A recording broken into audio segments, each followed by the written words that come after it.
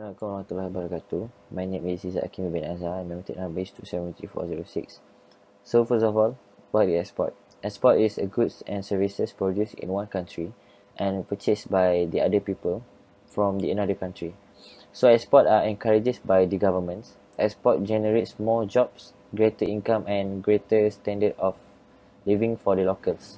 For your information, India is one of the world's fastest growing economies and it is frequently on the verge of overtaking United States and also the China.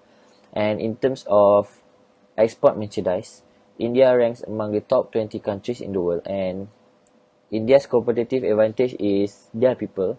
Their people can speak English very well and it gives them the advantage as a low cost call centered employees. So, petroleum products, jewels and jeweler, and also the medical formulation were among the India's top exports. So, the value of the various types of machinery that India exported was more than $29 million.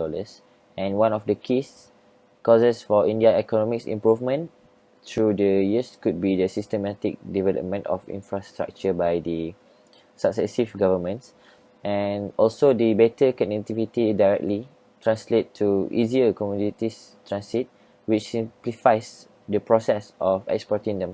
Okay, right now I will explain the export benefit and export risk. Okay, for export benefit, I will highlight 3 points here.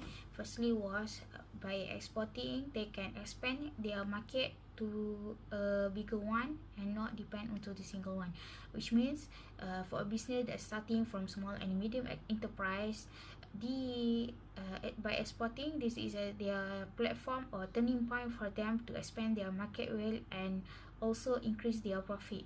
For example, in India, there has many commodities. They already produce and manufacture many things such as cotton, oil, steel, jewelries. To the countries like UAE, US, China, Hong Kong, this will help them to expand their market well.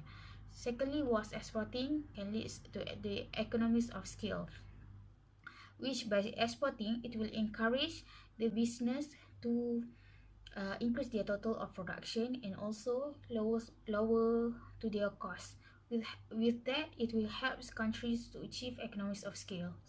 And thirdly was by exporting, it gives access for more business and consumers in foreign country. By exporting, it actually gives benefits to importer and even exporter to exchange their ideas, their skills, their technology that helps them improve the better production in the future. Okay, right now I will continue with the export risk. There are 3 points that I want to highlight here. Firstly was political risk. At this point, government stability are important because the foreign direct investment (FDI) are dependent to their stability. Either able to attract them to invest in our country or not. So for India, there has been reported that there are low to moderate political risk, which is they have 2 ongoing issues right now. uh, Military risk in Kashmir and also China-India border issue. Secondly was managing business at 1,000 miles away. At this point, this is risky and difficult for either for exporter or importer countries because their trustworthiness, their creditworthiness are important at this point. Either they are reliable countries or not. So India has an agency that help to observe or monitor their export process, which is Directorate General of Foreign Trade (DGFT). And thirdly was culture and language risk. This is the barrier that occur either to exporter or importer countries. So to manage that, they need either able to master the English language or even or hire interpreter that helps them to smoothen the export process. Bismillahirrahmanirrahim. Assalamualaikum warahmatullahi wabarakatuh. So I will present my part, which is market entry options. First of all, we take a look what is market entry options. Okay, market entry options are related to the various methods that a company might be used to enter a foreign market. There is no one-size-fits-all market entry approach that can be applied to all overseas markets. Organizational exporting can be classified into 2 types, which is direct and indirect. In a foreign market, producer or exporter more preferred involving in sales directly to an importer or buyer. This is because utilizing this technique reduce the risk of foreign cooperation for those who are starting a new business, especially involving in emerging market. In one area, direct exporting may be the best option, but in another, the other approach may need to form a joint venture, and also a foreign company may need a license of manufacturing before they run the business. And also, direct exporting has numerous advantages because the manufacturer or exporter sells directly to the customer without the need of an intermediary in another country. Furthermore, it gives the company more control over the matters like the final product, as well as sales and marketing strategies. Indian market has caught the attention of exporters in this era since their market is currently competitive and sales in India have increased dramatically compared to previous years. Growing the population, want the excellent quality, and a variety of choices in marketplace affecting every sector and industry there. This method allows for price control and eliminates the need for an intermediary in transaction between two organizations. Okay, I will proceed for this slide. One of India's direct export options, also known as dependent organization, is the use of home-based country department. It is critical to recognize the market and have an excellent system administration with people who are familiar with the local market and procedural concern. Indian also use an export sales subsidiary because an Indian subsidiary can attract consumers who are willing to commit a long-term relationship with India. By doing that, investor can adapt and quickly adjust the market entry strategy, price, policy, and market conditions. As a result, the skills learned during the early stages of dynamic development can be applied to reformist the development of one's own circulatory system. The foreign-based distributor and agent are the second direct export options. The wholesaler are an extremely efficient way for international manufacturers to enter the Indian market. An agent is a representative that we will recruit who will be responsible for finding the consulates in India. In some situations, negotiating and concluding the final sales transactions. They can assist us in maintaining the greater control over issues such as final pricing of Indian items and their brand image. We also require the assistance of an agent because we require their local expertise as well as in-market knowledge and experience to blend in clients' interest in India. It will be impossible for us to break into the Indian market without assisting the context, local knowledge, and experience. By using the network of agents to access a wide range of market might also be a cost-effective option. In doing export transactions, the condition of the cargoes are one of the most important aspects to be catered to. As an emerging market, India must ensure that their cargo are well secured before being exported to their destinations. To ensure export cargo safety, there are some issues that India must keep in mind while doing business in the exporting industry, which are the cargo packaging, the storage of the cargo, the markings, as well as shipments for dangerous goods. The cargo must be packaged to withstand the pressure of traveling, for example, when going through the loading or unloading process. The cargo must be able to withstand any shocks, vibrations, moisture and dust, or even temperature change. To do so, India must consider the best packaging techniques that will protect their shipped goods, be it the bulk liquid gas container technique, shrink wrapping their cargo, or packaging them in a flat wrapping way. Second, cargo stowage refers to the placement of the goods while on the vessel. The cargo must be securely placed to minimize the risk of cargo damage from it moving side to side or up and down. To secure the cargoes on the vessel and minimize any movement, India can use either the shoring method, the lashing method, the wedging method, or all of them at once. Next, accurate cargo markings can help in correctly delivering the shipments to the receiver. By implementing markings on the cargo, it helps in terms of the identification of the cargo, which in turn can lessen the risk of the cargo going missing or being inaccurately shipped. However, the markings must be easily detectable and understandable by the shipping handlers. Last but not least, India must know how to prepare its cargo for dangerous goods. For doing transactions involving goods that are hazardous, India must follow the regulations and guidelines that have been prepared. The goods must be thoroughly checked and declared by India before going on its journey, and they must be packed extra carefully to ensure that incidences won't be happening while it is on its way. Assalamualaikum and hi, my name is Siti Nur Syamimi binti Rosli and my message number is 272790. I will share about the export finance in emerging market of India. So the export finance is a way for business activity to release the working capital, especially in transaction of abroad. So there are three elements which are pricing strategy, payment method and trade finance method. So let's move to the next to know more about it. So the pricing strategy is a tactic to increase the selling of product or services and maximize the profit at the appropriate prices. So the pricing strategy are penetration pricing and market skimming pricing.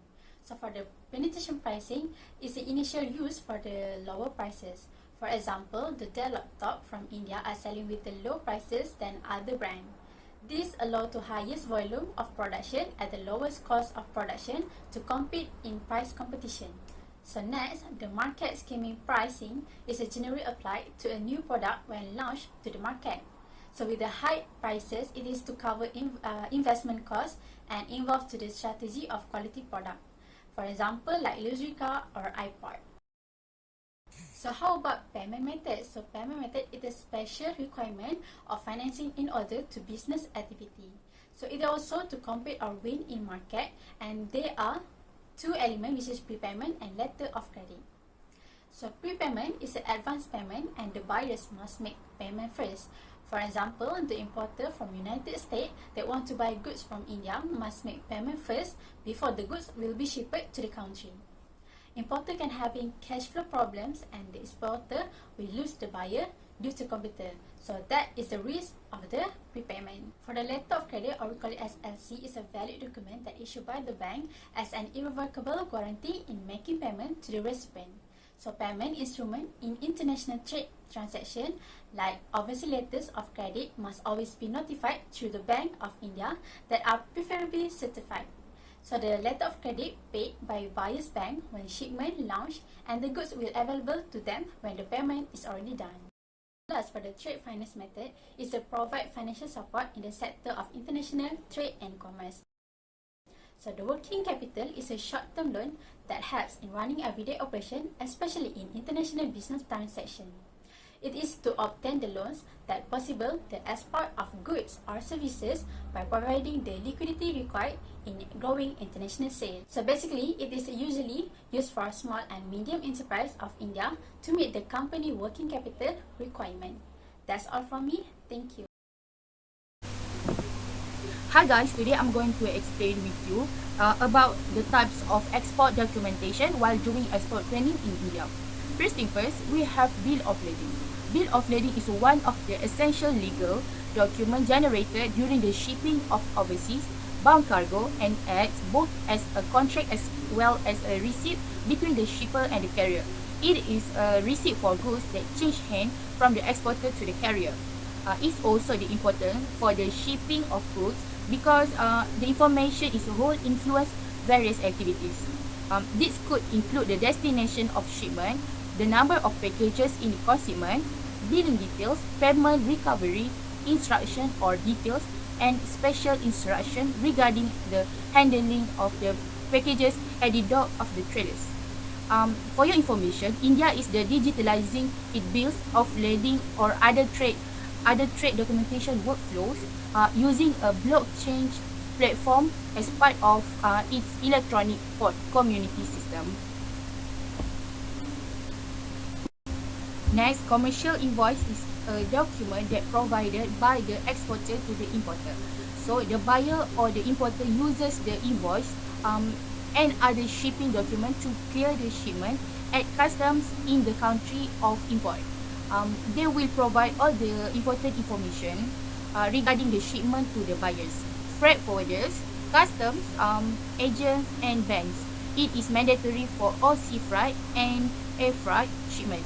For example, if an exporter ships air freight via FedEx or DHL, they must provide the FedEx commercial invoice or the DHL commercial invoice.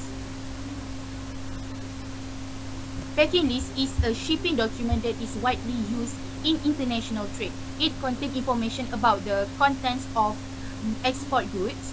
The foreign trade policy, one of the government of India require a separate invoice and packing list to accompany all shipment. So the export packing list may vary depending on the type of shipment, which can be full container load, less than container load, or air freight shipment.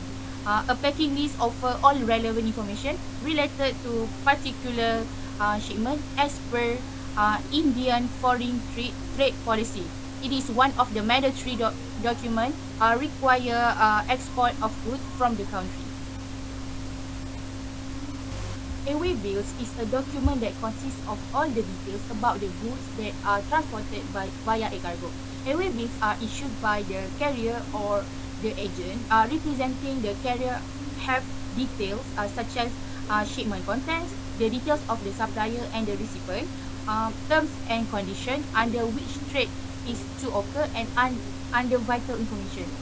There is a legal document often used during dispute between the parties indulged in the trade. There are many functions of airway bills such as proof of receipts, contact information among all parties, contract carriage between shipper and carrier, freight bill, custom declaration, description and guidelines, certificate of insurance, and also it can be tracking of shipment. Proforma invoice will ensure the timely movement for the goods. It is important that you need to accurately complete a set of export documents. So this document will make sure the people can transporting the goods know where they are going. So the form will help to clear the goods through the customs in timely manner and without any expected fees, and they will make sure you will get paid on time. So a proforma invoice is a quotation prepared to resemble a commercial invoice. So it is used to arrange a letter of credit to pay for the goods, or if needed to arrange the financing for the purchase. A certificate of origin is a document commonly used in international trade. It establishes a country of origin of the product, which is particularly important for an exporter claiming import duties benefit against the product. It is often in the form of a statement attached to the commercial invoice or a separate declaration which gives a line item wisely of origin for all products. It is signed by the exporter and certified to be true and correct. That's all from me. Thank you. As for the conclusion, the government should provide opportunities to the potential exporters to come forward to export their goods and also their services, providing financial and technical assistance. The government also can strengthen their networks wherever required. It should establish its office and should recruit agents and representatives for providing the various foreign trade services efficiently in the country. That's all from us, Group 5. Thank you.